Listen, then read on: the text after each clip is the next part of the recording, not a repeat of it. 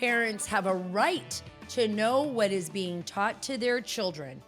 I've seen this firsthand when I lived in Saudi Arabia, suppression of education in different parts of the world, but particularly in Afghanistan, where I witnessed firsthand the tragedy of not being able to go to school, the tragedy of young girls desperate to be educated and not being allowed to be educated, being treated worse.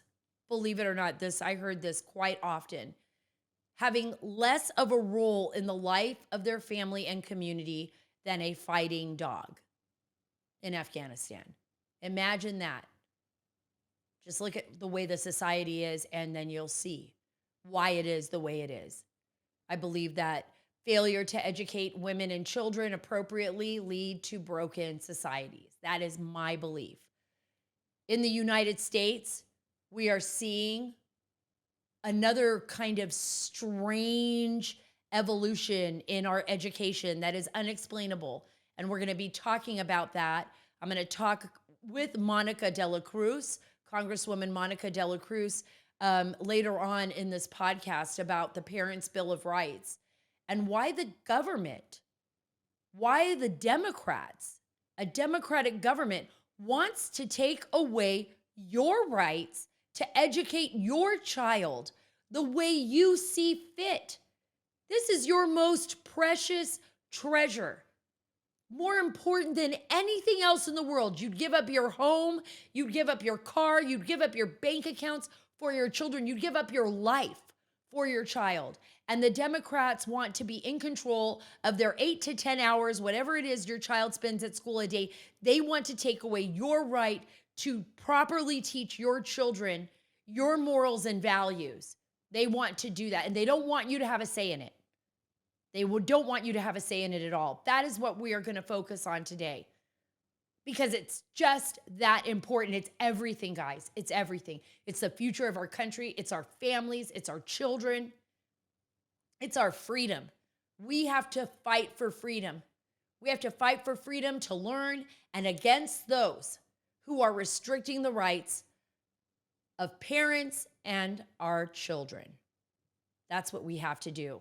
And if you want to donate your money to organizations that actually will do that for you, then I want you to do it through Donors Trust.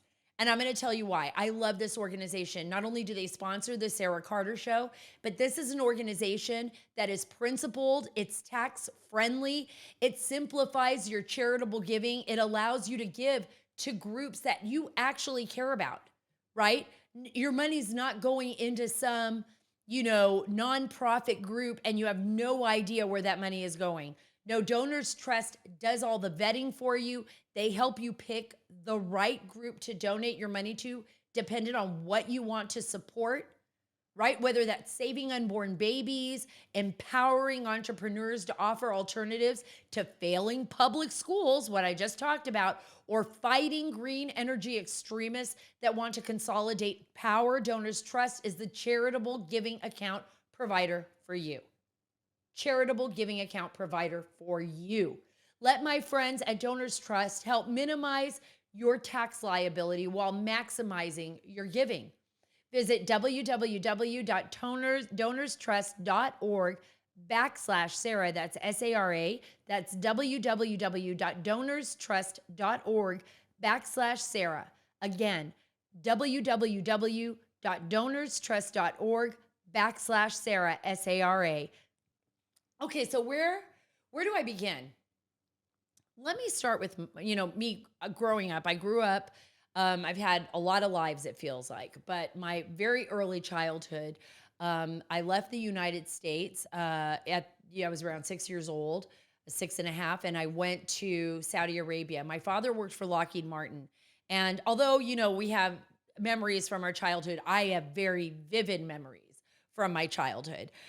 Maybe because I moved, I was so sad to be leaving my family, my grandma, who, by the way, ended up living to be almost 103 years old, and a huge part of my life. She was from Cuba, and my mom obviously we were all leaving what we knew behind. My mom, me, my brother, and my dad to go to this kingdom of Saudi Arabia, right? That back then, and I'm not going to give you exact dates, um, back then was just this mysterious land. In fact, most people didn't even know, even when I was a kid, and I would say I'm moving to Saudi Arabia, it'd be like Arabian Nights, you know? People would, my friends had no idea because I'm sure I was a little kid then. My cousins, my family thought my mom was crazy for going there because, of course, it's such a restrictive society. It's a monarchy and it's a religious monarchy.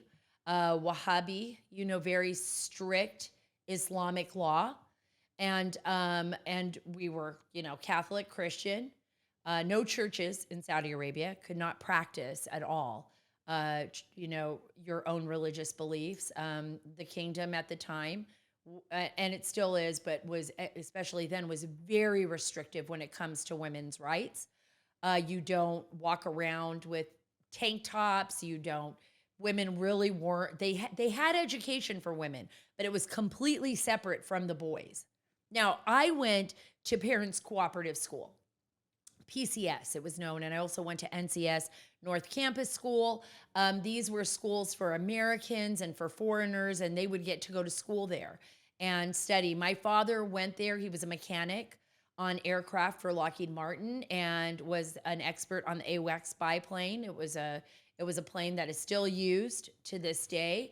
It has amazing radar capabilities, and my dad, he was a World War II vet, and that's what he did. He worked on planes. He loved planes. He was an airman in the Marine Corps, and fought in the South Pacific when he was very, very young. In fact, his picture is behind me here. If you're watching on YouTube, I'm kind of pointing my finger at my dad right there.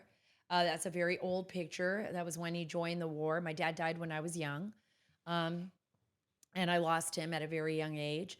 But he was an amazing influence on my life, especially in the belief of freedom and who we are and our need to fight for that, and that there is a reason. Nothing is free in this world.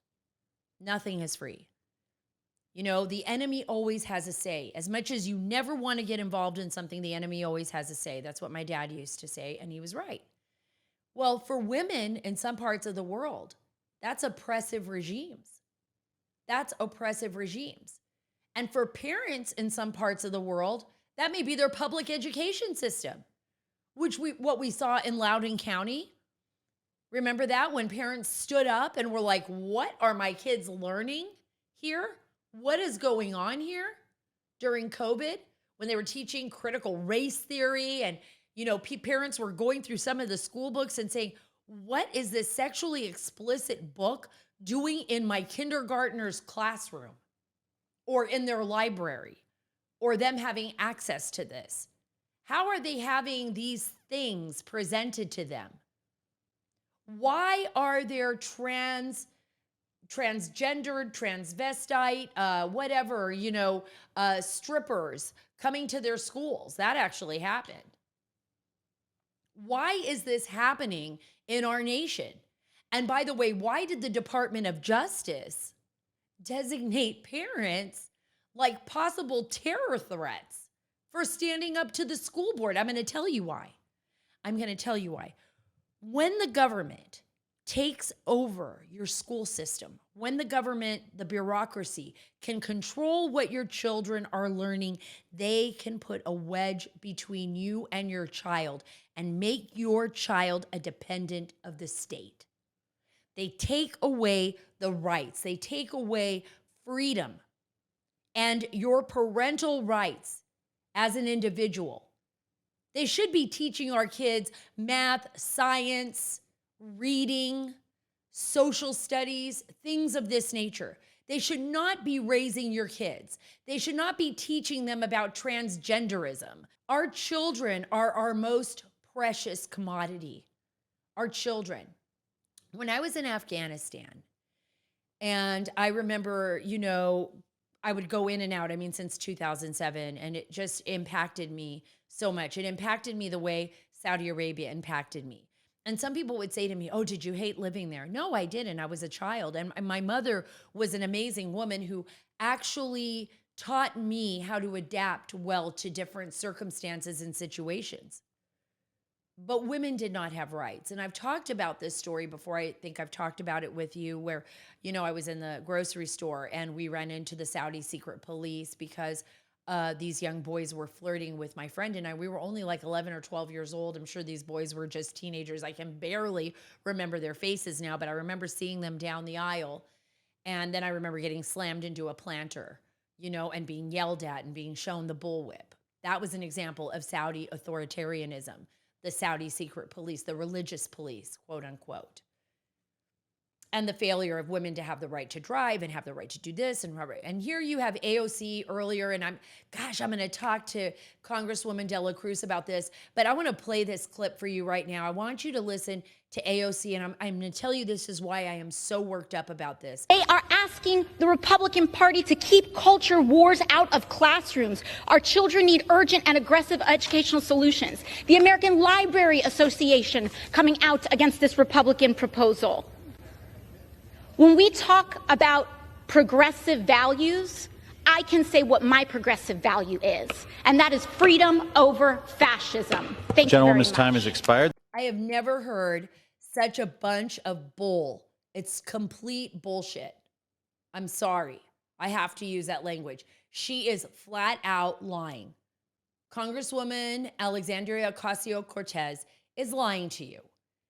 What they want to do is take away the Parents' Bill of Rights, this, that Kevin McCarthy has proposed and that passed the House. But obviously the Democrats won't vote for it. They don't want you to have the right over your children's education. Well, let me tell you something, because they want to teach them what they want to teach them. That means they want to take away your rights. Let me read you this. The bill was approved almost entirely along party lines on a vote of 213 to 208. Not one Democrat voted for you to have the right to have a say over your child's education. And you wonder why people are leaving the Democratic Party? Let me tell AOC a little lesson about what it's like to have the government involved in your child's education. Because her president, the one that she supports, Joe Biden, actually withdrew our troops in such a way from Afghanistan that it just not only led to the death of 13 Marines and wounded so many dozens more, and American citizens that were in Abbey Gate at that line, but they basically turned over all of Kabul to the Taliban. And immediately when that happened, Kabul University, where I would go, where I would sit with young girls, Hazaras, from the Hazar tribe, the Panjshiris, young Afghan women who really, and I know it's going to be hard for you guys to understand this, some of you, but being there in Afghanistan, being in other parts of the world, I really did see women and men, and I have them as friends, who wanted to fight for freedom, who believed in liberty. Yes, they were Muslim, but they believed in liberty. They wanted to be educated. They would go to school, and the girls were so excited. When we were there, the ones that could go to school that weren't being completely destroyed and decimated by the Taliban or the Talibs. They would go to school and they would wear their jeans and they would be in so they had a hijab around their head, but they were like happy. They were so excited. They were learning, they were reading. Some girls actually became like real warriors in Afghanistan, leading the fight against oppression against women. And let me tell you something about women in Afghanistan. And then I'll tell you a story that I've just never forgotten. But women in Afghanistan, it's like they have found ways of surviving against one of the most oppressive societies against women I could ever imagine in the modern age. They find ways of hiding books and learning to read and teaching each other when the Taliban is in charge. And they do it at their own peril, AOC. At their own peril. We pulled out of that region and we gave the most dangerous, literally terrorist organization our weapons, power over their people, like unheard of power. the destruction of any advancements that were made over those last 20 years of that horrific war. And we just walked away.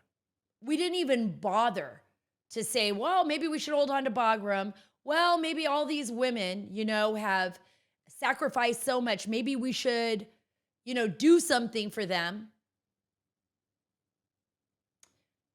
But the Taliban government in Afghanistan in December decided to issue an edict to ban all female students from attending the university because it's not about the people, it's about the government. And in the United States of America, it's in a different way. They're also ripping our rights away to teach our children the values that mean something to us. No, they would rather have somebody with no love for America. And I know this for a fact. I had friends that were in Loudoun County. They're no longer there. But one of the teachers had gay pride flags all over the classroom, not one American flag. Not one American flag. And when my friend asked the teacher, what's up? Why don't you have an American flag? Because my daughter's father serves in the Army and has given a lot for his nation. Why don't you have an American flag in here? The teacher said, I don't want to let that hate into my classroom. And we saw what the DOJ did. We saw what the Department of Justice was capable of. We've seen our bureaucracies weaponized, and now you want to weaponize our classrooms by weaponizing our children against the parents? No, AOC, it's not going to happen. You can talk about being progressive all you want. My mother, my friends, my family in Cuba saw what that progressive delivered. A school that literally taught children to turn in their parents if the parents disagreed with the state. And that's exactly what is happening here. In Afghanistan, it's just a different way of doing things. It's the state saying, no, sorry, women, you're not allowed in the schools, and we're going to teach your little boys the way we think they should be taught. Of course, to hate women. Or to look at women as just property, to deliver a baby, not to respect, not to marry. And by the way, I have a lot of Afghan friends, great Muslim friends who do love their wives, who have amazing relationships, but that's because they don't follow the Talibs. They do not follow the teaching of the Taliban. So we are supposed to just hand over our children for 8 to 10 hours a day to people we wouldn't even allow babysit them for 1 hour? Think about that. Think about your taxpayer dollars and where they're going and what they're doing with our children. Think about the children in Afghanistan. I'm going to wrap it up with this story because it's so infuriating to me because our children are the most precious thing. It's the reason we fight so hard to keep our nation free. It's about future. It's about our children and their grandchildren and our future generations. When I was in Afghanistan, I covered a story there about women and opioid addiction. My friend Mary Calvert did these amazing photos. In fact, she's a Pulitzer finalist. She did just incredible work. We were working at the Washington Times covering these stories, and it was opium addiction of women and children in Afghanistan, which was, to me, fascinating because a lot of people didn't even realize that was happening.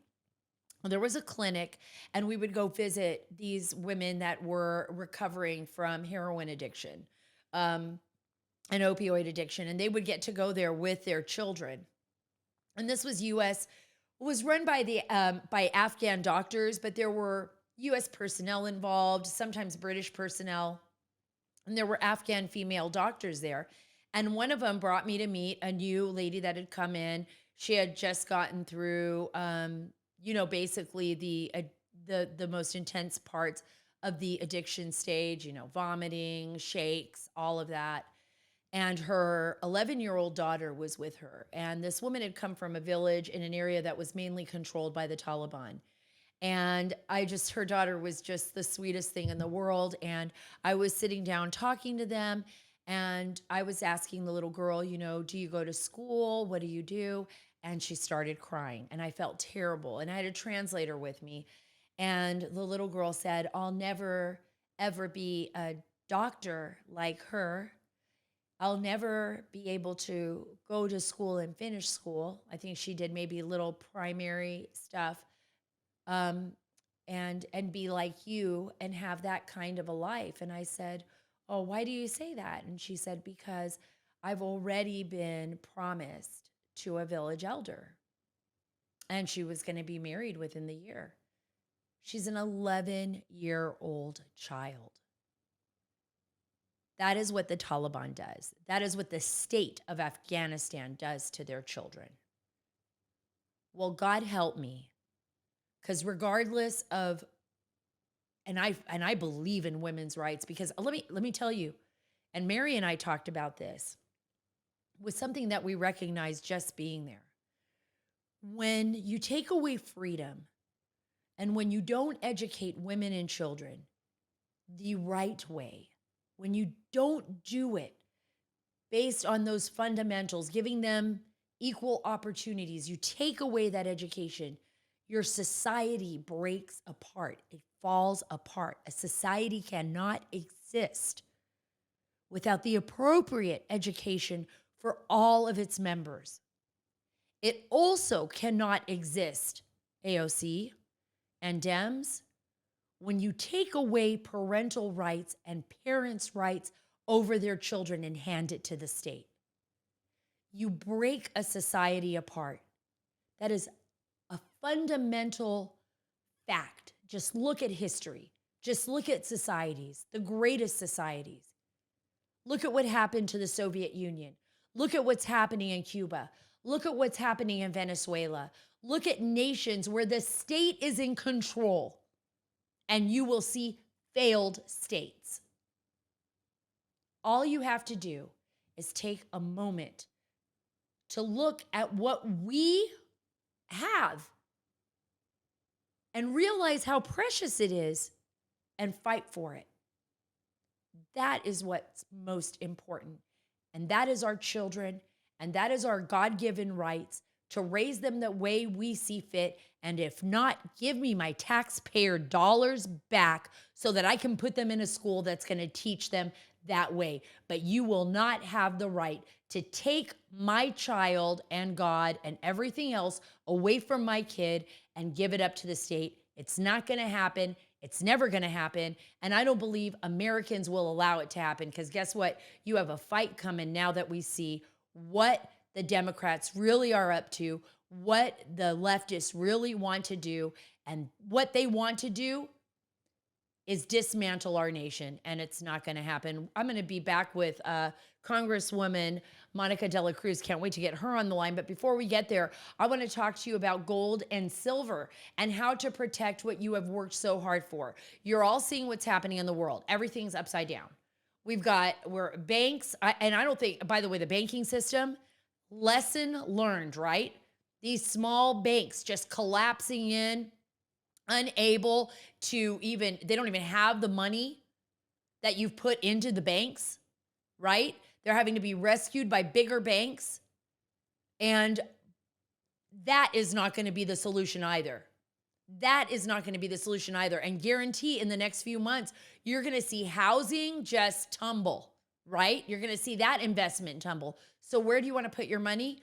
Gold and silver. I'm telling you right now, it will allow you to protect what you've worked so hard for. And it'll give you back the privacy that you need. By the way, the privacy that is granted to you as an American citizen. Get $5,000 of free silver on a qualifying purchase when you tell them that Sarah sent you. My friends at Allegiance Gold can help you protect your IRA, your 401k with physical gold and silver. And listen to this, they'll deliver it securely right to your door. They will educate you on the benefits of physical gold because they care and they want to build that long-term relationship with you. Just tell them Sara sent you. So don't wait. Call or click today, 877-702-7272. That's 877-702-SARA, S-A-R-A, or go to protectwithsara.com. That's protectwithsara, S-A-R-A.com. We can't control the Biden administration, folks, but we can prepare. That's 877-702-7272. That's 877-702-SARA, S-A-R-A, or protectwithsara.com. So we talk a little bit about what's going on in the schools, right? And how infuriating it is that parents are literally losing, being stripped of their rights by the government that is supposed to be working for us, right? We're the parents. We're the taxpayers. The government is supposed to be working for us, doing what we designate it to do. And our public school systems, if you're involved, please get involved. Please get involved in your child's school. Just learn what they're learning, see the books that they're reading. I had to return a book back, by the way. I had to return a book back. It was a book about twins, and it crossed so many different lines. And it was in my daughter's classroom, in her classroom. And it was basically saying that, it basically said that white people were racist and that they should, be ashamed of themselves. And then there was all this other weird kind of transgender stuff in the storyline. I would have never known that based on what I was looking at the book. And I was stunned. In fact, it was my son. My son's like, oh, I was looking through Annalise's book she just brought home. Did you read this? And I was like, wow. I would have. When I was going over the book with her, it's just crazy. You just don't know unless you're paying attention. I know it's hard. I know it's asking a lot of us. I'm exhausted. I really am. Sometimes I'm just exhausted. And, Congresswoman Dela Cruz is so important because she's broken all these barriers here in Texas, but she also has been very vocal about supporting House Speaker Kevin McCarthy's Parents' Bill of Rights Act. It obviously has no chance of passing the Senate. It's Democrat controlled. And it won't be signed by President Biden. But it lays out facts and that I think should be bipartisan. It should be that both parties want parents to have, obviously, have an idea of what's happening in their children's school. That we should be aware if they're teaching them something different. That if they're teaching some extended sex education where they're bringing things to school that are not appropriate, and you know what I'm saying, because I don't want to go there in case your children are listening, that you as a parent should know about that. That if your child is being told by a teacher to go to a doctor to get, an abortion or something, that maybe you should be aware of what is going on to your child, what is going on with your child. And I'm just so excited to have more women in Congress and women that are conservative. They're fighters. They stand up for conservative values. And, Hispanic women, fastest growing group in the United States, Hispanic population here in the United States. And that's why Congresswoman Monica Dela Cruz is on the show. I'm grateful that you're here, Congresswoman. I'm grateful that you're a part of the show and really excited to talk to you today. Congresswoman Dela Cruz, happy to have you on the Sara Carter Show, and so excited about, first of all, just I want to congratulate you because you made history, and a lot of people may not know this, but no Republican woman has ever represented Texas 15th district until you. So I just want to say congratulations. You've broken the mold. You are taking us forward. The GOP is moving forward, and you're a part of that. And it's just really wonderful to have you on the show. Well, I am so excited to be part of your show, Sarah. Thank you so much. It's truly an honor, and I am so humbled to be the voice of my district. And we've made tremendous gains. I mean, not only the first woman, the first Republican, the first Latina, there was a lot of records broken in this district. And I think it really shows where this district and where South Texas is headed.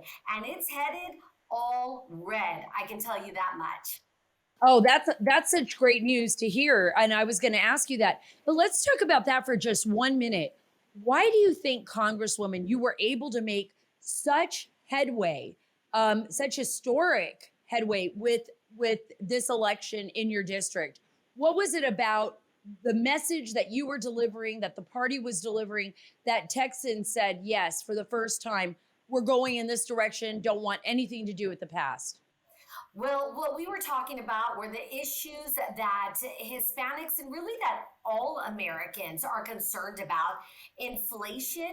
Hispanics tend to have bigger families. That means more mouths to feed. The cost of eggs is what's important, not the 87 genders that the Democrats were talking about. Democrats are talking about woke things that don't relate to what Hispanics really stand for, which is their family. They love America. They're very patriotic. They want to secure the border. These are kitchen table topics that resonated with my community, and we saw the results in 2022. I totally agree with you on that. And that's such a great point that you brought up. My mother, Cuban family, she had 13 siblings all together. I mean, there was a different time then. I used to tell my grandmother, I don't know how you did it. She lived to be almost 103 years old. My Mima, just an amazing Latina woman, came to America in her 60s. So I'm sure you come from a big family too, Hispanic families are just known for being big, but also for being conservative, hardworking. They push their children. And I think that the Democrats, there was this change in the air. And you talked about this right now. You talked about this wokeness, this failure of Democrats to really address the issues that are facing our communities, whether they're on the border or whether they're right in the heart of the middle of, Wisconsin, and dairy farmland. Talk a little bit about that. Where do you think the Democrats are failing? And I mean, I keep seeing it. I think they're continuing to fail when it comes to especially dealing with groups like Hispanic groups, African-American, Black groups, whether or not no matter where you're from. I feel like they're definitely failing the minorities. Look, they're failing on all levels. They're failing to secure the border. They're failing when it comes to environment. They're failing when it comes to inflation. They're failing when it comes to crime. So they're failing on all levels. And what they keep pushing is this wokeness, 87 genders, Latinx. You ask your abuelita, dime de qué es Latinx. And your abuelita's going to say, pues, ¿qué es eso? What is that? I don't know what Latinx is. Heck, I don't know what Latinx is. And I'm a Latina. And me neither. It's so insulting. It's like, Latin what? I'm an X. It's X-rated. Well, we're not allowed to.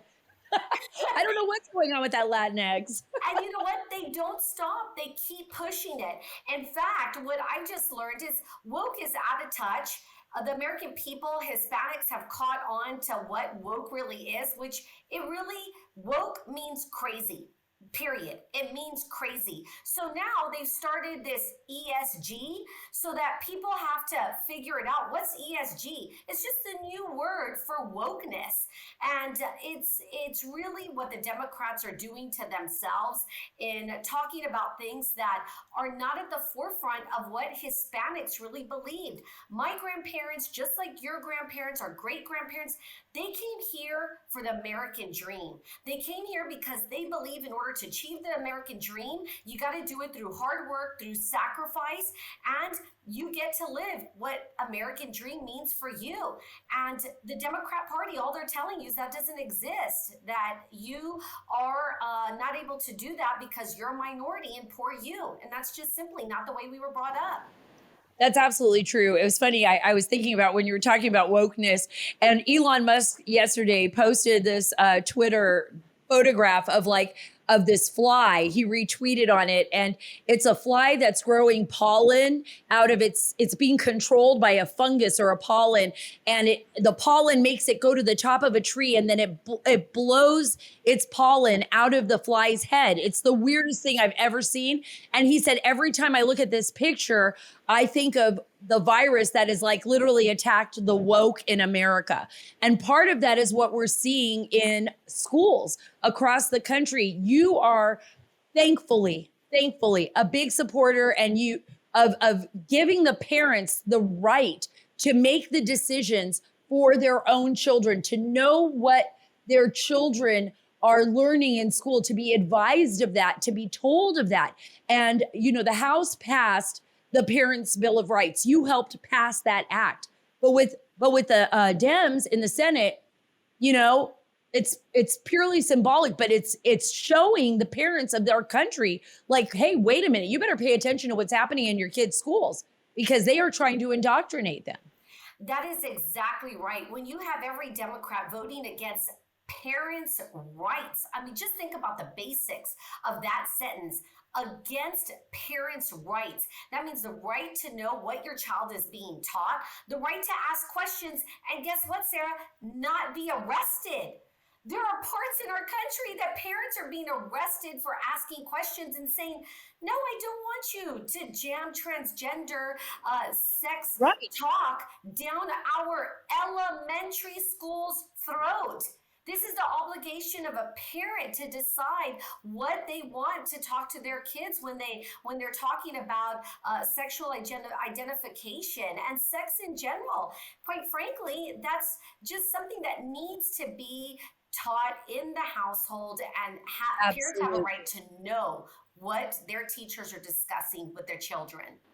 Absolutely, Congresswoman. Absolutely. And I think about like what I'm seeing on the internet sometimes, social media and it being exposed, the libs of TikTok. I love her stuff. I love what she posts, but because it shows you what's happening across the country. But when you see little children attending a drag queen show where their parents are allowing them to put money inside an adult's underwear or watch them dance half naked, I'm wondering, how are those people not being arrested? Why is the parent who is questioning these, aspects of learning in school being treated like the criminal here? And by the way, this is our US taxpayer dollars at work. This is where school choice to me comes in. And I talked about it at the top of the show, my experience in Afghanistan, because you want to talk about fascism. If you don't mind, I want you to respond to this. What I saw in Afghanistan was like the destruction of the most basic, fundamental rights of a human being. And as a female, most of those girls were treated worse than the fighting dogs. And this is a fact. Than the fighting dogs owned by some of the families. They are asking the Republican Party to keep culture wars out of classrooms. Our children need urgent and aggressive educational solutions. The American Library Association coming out against this Republican proposal. When we talk about progressive values, I can say what my progressive value is, and that is freedom over fascism. Thank you very much. Gentlewoman's time has expired. Freedom over fascism. Well, Cuba, where my mom was from, they were sure as heck indoctrinating the children to turn their parents in if they oppose the Communist Party. I mean, this is a really serious time in our nation, Congresswoman. You're like at the forefront of a battle for our civil rights, for our individual rights, to raise our children No, you're absolutely right. I'm the mother of two teenagers, and I am so worried about what their future actually holds because little by little, their freedoms are being taken away. We saw this under COVID. We're seeing this with the school districts and with the school system. I mean, think about it again. They voted against parental rights. Parental rights. It's backward. When she talks about freedom versus fascism, she's actually wanting to take away parents' freedom to be involved in school discussion, in what their children are being taught. I find this all the time with Democrats that they can say with a straight face that there are 87 genders, and they can say that with a straight face. It makes no sense. It's absolutely crazy. And again, that's why I think Hispanics are trending towards common sense, Republican values that, again, are common sense. There's only two genders. We want to secure our border. We're proud of the America that gives us true freedom. And families like yours that came from Cuba really understand what that freedom is and what's at risk. And that's why we're seeing Hispanic trends towards the Republican Party. Absolutely. I agree with you on that. There is nothing more important than fighting for our children's right to be children, to live a life where they're protected by their families and to not have the state be their family. I really think that, that 87 gender, and I used to, it's so upside down. It's so crazy. And I say to myself, why are they doing this? Why are they doing this? And the only thing I can think of, Congresswoman, is they want to take children away from their parents. They want to indoctrinate children to the point where when you have common sense and you say to your kid, no, I'm sorry, there isn't 87 genders. There's only two, and that's just the way it goes, that they all of a sudden they hate you because you're not like their teacher, and all of a sudden they look towards the state. I did want to ask you this. I was excited about this bill. This is kind of interesting. The feral hog bill. Now, a lot of people are like, what, Sarah, what are you talking about? But we have had like a lot of issues in our country with imported either plant life or animal life. It's ruining our agriculture. But one of the things that I was looking at here is these feral hogs, and they can be up to 400 pounds. They actually have no enemies. They're foreign origin. They were brought here. And you're saying like, okay, we need to find a way to handle this because we've got, farmland that is being decimated by these guys. So that's pretty interesting. I mean, I've seen them before too, Congresswoman. I've seen them down on the ranches and I'm just like, what is that? They almost look like a dinosaur. You're absolutely right. What I found most interesting about the feral swine is that they have no predator. Only humans. That's it. And there are over 6 million of them all over our nation, with close to half of them just in the state of Texas, with no predators except for humans. It really is important that we get that animal under control. They cause immense damage, not only property damage, but wildlife damage. And think about this, especially in South Texas, you could actually hit one going down the highway.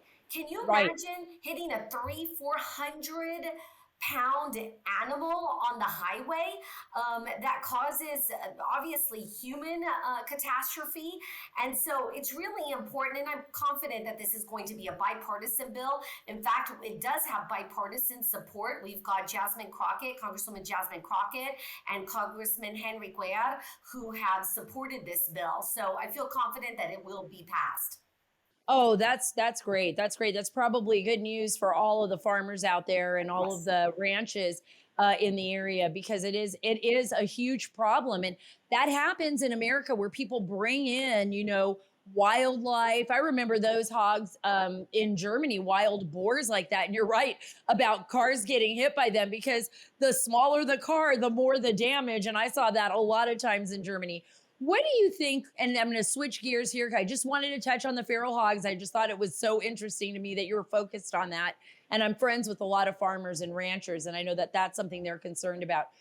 Coming up to 2024, What are your thoughts on the political climate? As far as like, do you see like most Americans are like kind of opening up their eyes to the way the Biden administration has been running things?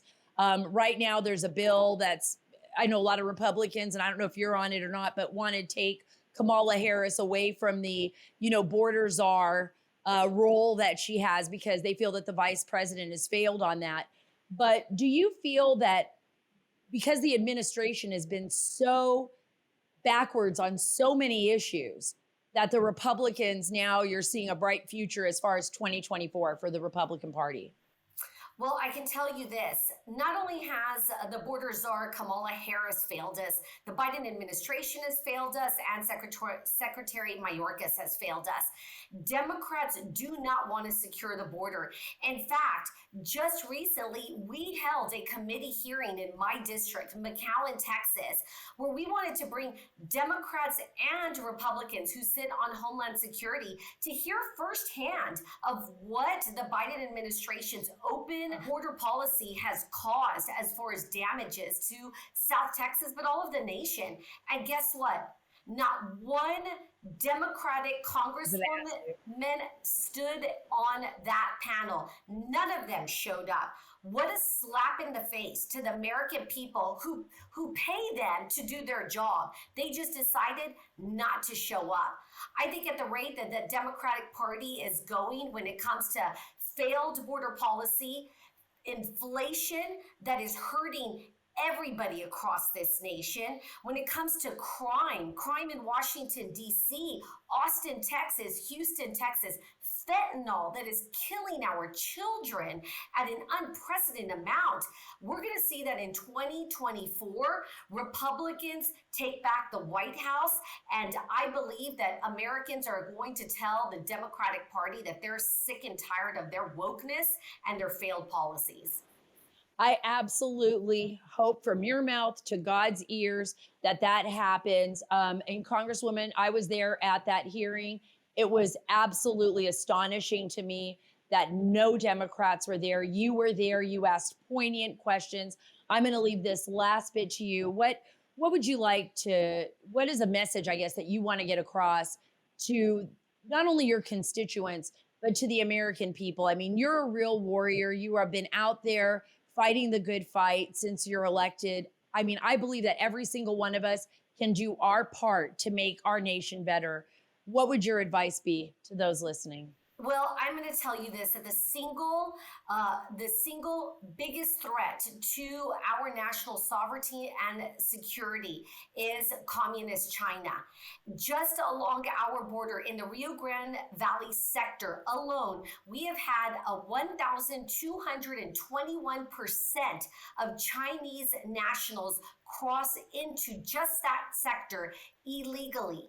This number is astounding, and the American people need to wake up and not only talk on social media about how disgusted they are with the Biden open border policy, but actually do something. Get involved in the party, donate to your candidates, and make sure that not only do we keep a House majority, but that we take back the White House as well. Absolutely. Absolutely. Thank you so much. I think they're going to pull the hook out any minute and get you back into get you back over into session. But thank you so much for being a part of the show. I hope you come back, Congresswoman. Again, you're breaking walls and barriers and fighting for us up on Capitol Hill. I thank you for that, not only as a Texan, but as an American. Thank you. Thanks for joining me today. If you like today's show, subscribe to me here on Rumble and YouTube. It really does help. Folks, you know how much I love American products, how much I enjoy talking to you about great products that come from Mike Lindell and My Pillow. And right now, we have a super special. This is so awesome. I'm telling you, this is a gift that you want to get everyone you know, or you want to stock up on for future gifts. And right now, it's the all-season slippers. You're going to get 85% off. That's just crazy talk, right? 85% off all the My Season slippers. Thank you so much, Mike. Mike, you're great. Listen, this is a slipper that you can wear indoor, outdoor. You can get them in moccasin style or slip on. They're layered, full of comfort with memory foam. I can't stop bragging about the My Slippers. And right now, 85% off. So hurry to shop mypillow.com during the all-season slipper closeout sale. Get the all-season slipper for only $25 with promo code Carter while supplies last. Also, check out My Pillow's new products, including the My Mattress Topper 2.0 and My Pillow 2.0 at mypillow.com, promo code Carter. mypillow.com, promo code Carter. That's mypillow.com, promo code Carter. Again, thank you so much for being a part of the Sara Carter Show. I can't tell you how much it means to me. It's so great to know that I've got friends out there, people like-minded who want to fight for American values and fight for our children. I think it is the biggest battle ahead of us. 2024, I think, will be the answer to what American people are feeling and seeing happening in the country. I know that you, like me, we're not happy with the direction our nation is in right now, but we can change that direction, folks. That's why we have a constitution. That's why we have a Bill of Rights. That's why we have peaceful turnovers of power through elections.